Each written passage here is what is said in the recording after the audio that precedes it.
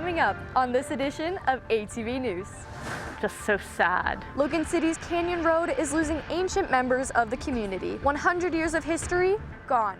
We'll show you how the community is mourning this loss. Incredible insanity in my view. What used to cost a penny, well now that price looks different. We'll show you how much a local coin store owner is paying for penny collections. It looks like these clouds will be sticking around a little while longer. I'll show you what to expect coming up for the holidays. All that and more, ATV News starts now. From the campus of Utah State University, the Department of Communication and Media presents the award-winning newscast, ATV News. I was just devastated. With a green light from the city, historic pieces of the Logan community are being cut down. The community members are mourning the trees that to them were more than just wood. Welcome to this edition of ATV News. I'm Kaylee Moss. And I'm Sarah Mitchell. Here in Logan on Canyon Road, roughly 2,100-year-old ash trees are in line to be cut down. Kinsey Bitterman joins us live from an overlook of the neighborhood where the trees are actively getting cut down. Kinsey, tell us more about these trees. Yes, thanks, Kaylee. The tree experts started cutting down the ancient trees on Monday, right over that hill. The community members that I spoke with say they are so sad to see the trees go. You are seeing the first century-old ash tree being cut down by tree experts as part of the new Logan City Waterline project. This project is impacting the community, that is impacting people greatly. I mean, it's changing how their properties look. A decision Logan City Council member Ernesto Lopez says was difficult to make for the city because each potential place to put the water line had its own unique challenges. There were a few alternatives, but in the end, all of them had different challenges. Logan City says the population is growing, and because of that, the Waterline project came to life last year, something both the city and the community agrees is necessary. Logan will grow in the future, so I accept that we need to develop our infrastructure. The project looks like this. The trees along here will be removed so that the water line can be put underneath. And due to Logan City Code, a sidewalk will be put in. The city had a lot of pushback from community members, and despite the community's efforts to save the trees, the city decided that this was the best option. The one that had the least impacts for people, for the current infrastructure, for the timeline, for the costs of the project. The community thinks differently. I have this grief about the trees because I don't feel that it was necessary to kill them. Community members say the ash trees added character to the area. My children were raised in the shade of those trees. You know, for me personally, it's part of my home.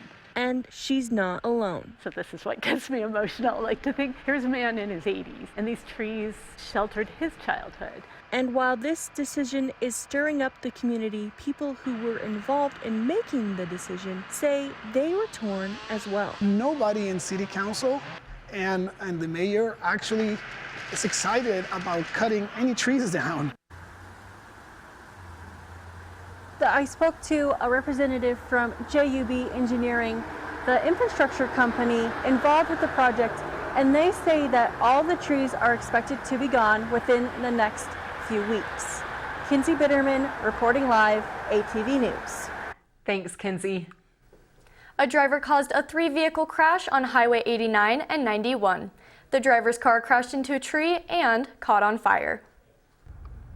Logan dispatchers received a call about the crash, which involved 2 passenger cars and 1 semi-truck. Utah Highway Trooper Goodrich says the driver responsible was driving erratically and may have had alcohol in their system. Everybody just needs to always make sure that you have your seatbelt on, and it definitely saves lives and made a huge difference in this case for sure. The passengers involved in the crash all went to the hospital to get checked out. Troopers say all of them had minimal injuries. Thanks, Sarah. Yes. USU campus is continuing all activities as usual after a hoax bomb threat was called in. The hoax threat was called in at 5:30 p.m. on Thursday to a non-emergency line. Communications Director Amanda Dorito says out of an abundance of caution, USU police swept 3 buildings and evacuated Old Main. This guy who pulls up, this cop guy with the big gun or whatever, is like, hey, I'm gonna need you to leave the premise. I heard some yelling in the hallway and didn't know what it was. Actually got a little nervous, and all of a sudden a police officer came walking down the hallway holding a rifle and said that we needed to evacuate. Dorito says all buildings were clear and that USU police are aware of similar hoax threats at universities across the nation. However, they will continue to respond immediately to protect the safety of the USU community. Ben Burdett is the HERD president for Utah State University and was accused of more than 6 violations of the Memorandum of Understanding he signed. Over a 6-hour hearing, 4 testified against Ben Burdett, the HERD president. Utah State University Student Association President Brandon Sorensen spoke on behalf of 2 people who wished to remain anonymous. The remainder 2 spoke in person and accused Burdett of theft, disrespect to advisor and coworkers, guilt tripping, making a hostile environment, and controlling the narrative. The MOU stated Burdett needed to work on delegating with his director and respecting his advisor and staff. USUSA says he violated those terms within 1 week of signing the MOU. As a result, he could be removed from office. Burdett fought this case, saying these accusations were not true and had more than 4 people talk on his account about his performance as president. Colin Hastings is the student advocate vice president and attended the hearing. They found him to be guilty of breaking the MOU, and they thought that was an appropriate consequence of having broke it. Burdett's probation will last 15 weeks, and an advisor is expected to check on him every week during that time. Burdett declined to do an interview with ATV News and said he would rather leave this all behind and begin the recovery process. You all have them. In fact, you probably have one on you right now.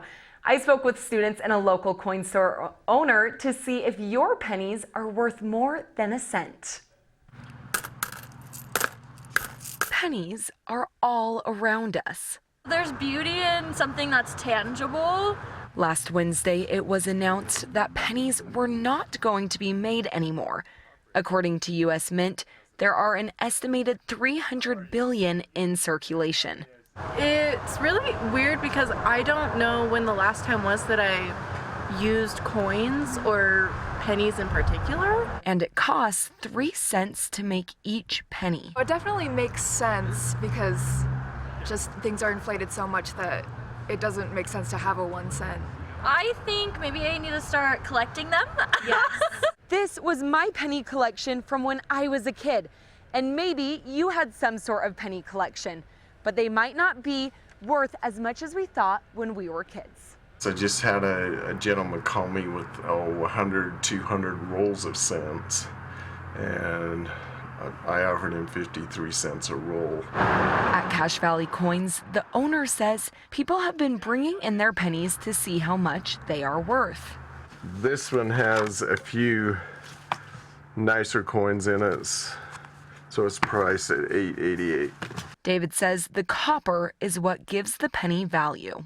I pay more for the 1981 and earlier, the all copper cents. They have over 3 cents worth of copper in them. So those are real money. And some people are starting to question if nickels are next. And it costs them about 11 to 14 cents to make the nickels. Penny production has ended, but the U.S. Mint still says the penny holds value and can be used. For more information about pennies, head to our Facebook page. You guys, my penny obsession was real as a kid. Yes, I remember going on family trips and I loved getting my pennies pressed and stamped with that rollout machine that you have to crank it. Yes, I remember those. And with trips coming up for the holidays and the weather getting a little bit colder, Kennedy Brooks joins us at the desk with ATV weather.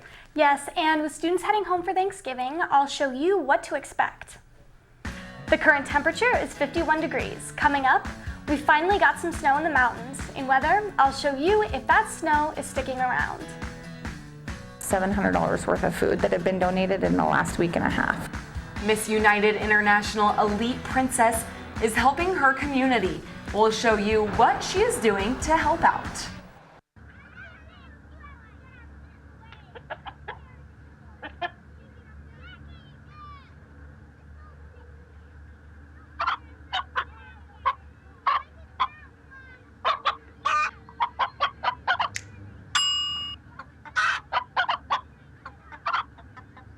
Separate raw meats from other foods by using different cutting boards. 3,000 Americans will die from food poisoning this year. Keep your family safer. Check your steps at foodsafety.gov. I believe. I believe that. I believe that we. I believe that we will make a difference. We will treat everyone with respect. We will stop violence of every kind on campus. We will build each other up and not tear each other down. We will know where to get help when a friend is struggling. We will value the dignity in every person. We will stand up to protect our Aggie family.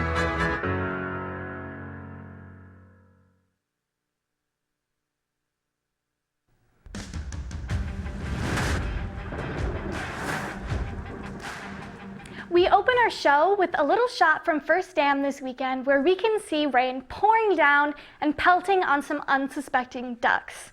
Now let's head into our national radar. We see spotted thunderstorms and showers all over the country. Let's zoom in a little bit into our state radar to see how this affects us. So we see some spotted, looser showers up near the Idaho-Utah border, and down lower into southern Utah, we see more closely clustered systems. Let's take a look at our 7-day forecast. We're starting off the week with some light rain in Wednesday and Thursday, and then it's going to cool down significantly, dropping below freezing on Friday, Saturday, and into Sunday.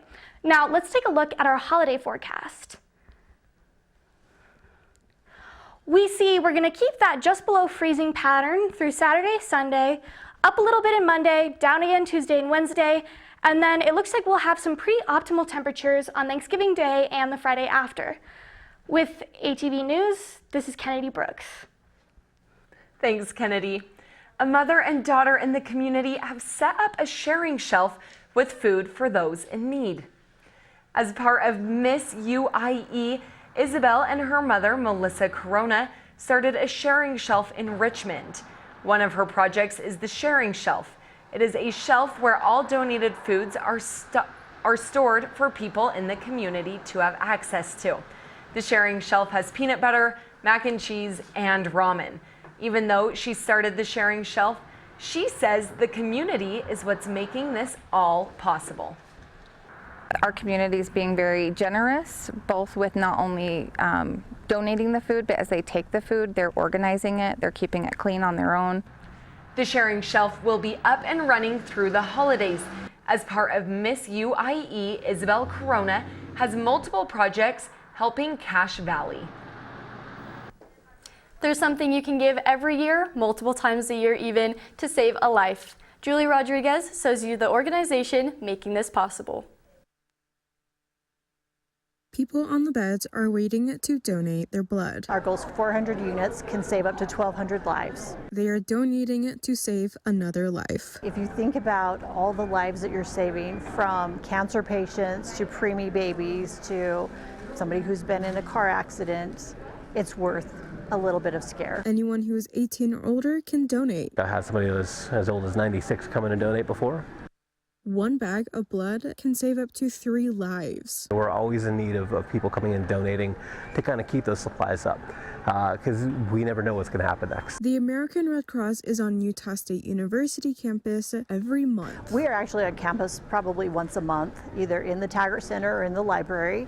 When donating, each person has the option to know where their blood ended up. Within a week of donating, you can go to the app and it will tell you where your blood has ended up. Julie Rodriguez, ATV News.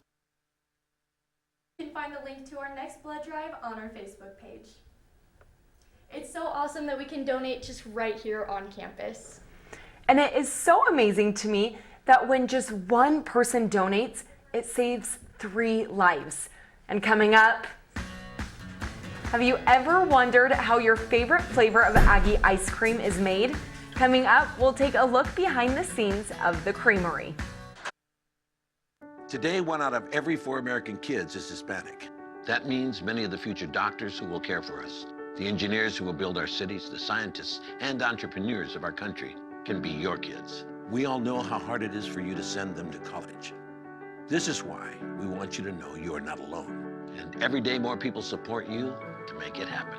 Many support you. And the Hispanic Scholarship Fund helps you prepare, plan, and pay for your kids' college education. HSF.net.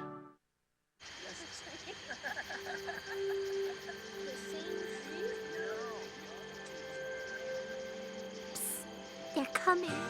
Places, everybody. Light check. 1, 2, 1, 2. Everything looks good on our end. And lights. Come alive with the forest. Visit discovertheforest.org to find a forest near you.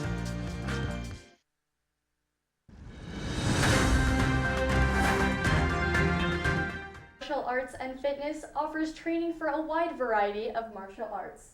Marketing student Fernando Banduelos shows us how USU alumni and students can get involved in learning jiu-jitsu. This is the second hardest mentally thing that I've done. I've got a lot of pride, so I always want to win. It's much more personal. You don't have a team to rely on. It's kind of you versus the other person. I mean, it's really an exit from the outside world. I just work out, get everything you need out in a safe, healthy way. So, I mean, it means a lot to me. I got my kids into it about a year ago. And then after watching them on and off, I was like, okay, if I really want to know what this is about, I got to do it. Good job, guys. Good work. I teach here every Tuesday night. Did MMA for about 10 years and then just kind of wound up going into coaching afterwards. Does that make sense to everybody? A lot of people find that it makes it so they're able to kind of be more relaxed and still thinking during stressful situations. The way you get points, there's many like marks in a fight. So if you get someone's back, if you get a full mount on someone, you're fully on top of someone. After all, it's about the submissions. Main objective just to submit the other person. Which is where the person either taps out, where they break something, or they pass out. So the safest way out of a submission is to tap out. If not, it's a really good resource to have in a street fight. When you spend about an hour of your night getting smashed by someone twice your size and you learn to remain calm through that, all the things that you thought were stressful before just don't seem as bad. If you're interested in getting involved, you can visit the link to Cache Valley Martial Arts on our Facebook page. For some students, it's just ice cream. For other students, it's the gateway to a career. ATV's Archibald takes us behind the scenes at the Aggie Creamery, where classroom research meets hands-on experience. Why are you here at Aggie Ice Cream today? Are you here to celebrate? No, we're here to get ice cream. Aggie Bloomint. Today it's a s'more Aggie. Aggie Bloomint. I don't know. I haven't tasted all of them yet. No matter what your favorite flavor is, every bite of Aggie ice cream is made right here on campus. So it starts off at our farm with the milk, and then all of our product is made here at the creamery location. Partnered with the Cane Dairy Farm. USU students help make ice cream in the classroom. The dairy production lab is pretty unique for a university to have. It's a research and teaching laboratory. They get to go and make all the dairy products that they would in industry on machinery that's similar. And while scooping up ice cream, the program is scooping up some dough for itself. One thing that's cool about it is it's like completely self-sustaining. So everything that is made from scooping ice cream or selling chocolate goes back into those programs. You can check out their location right here at Blue Square and get a sneak peek into the Aggie Chocolate Factory, where they make all their chocolate from scratch using cocoa beans just like this. And the creamery doesn't stop with just ice cream and chocolate. A lot of people don't know about our cheeses, but we win Best of State pretty much every year. Workers say the best part is the people. Since we're on the campus, we get so many different people from different backgrounds. Alicia Archibald, ATV News. You can check out the Aggie Creamery from Monday through Thursday from 11 a.m. to 9 p.m. or Friday and Saturday from 11 to 10. Thank you for joining us on this edition of ATV News. You can find this and other editions on our Facebook page. We'll leave you with some shots of a sunset from First Dam this weekend. Have a great week, Cache Valley.